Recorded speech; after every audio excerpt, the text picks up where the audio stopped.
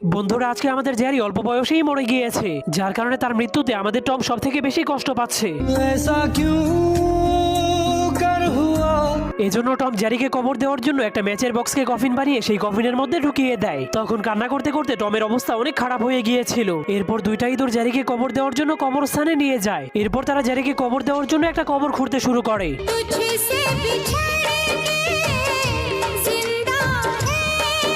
সেখানে জ্যারির সব বন্ধু এবং শত্রুগুলো তাকে শেষবারের মতো বিদায় দিতে এসেছিল। এমনকি জ্যারির গার্লফ্রেন্ডও তার জন্য কান্না শুরু করে দিয়েছে।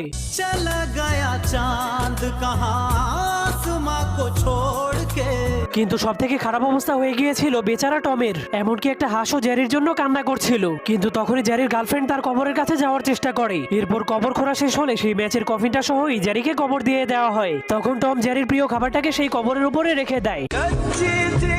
ঠিক তখনই জ্যারির আত্মাটা জিনের মতো বের হয়ে আকাশে চলে যায়।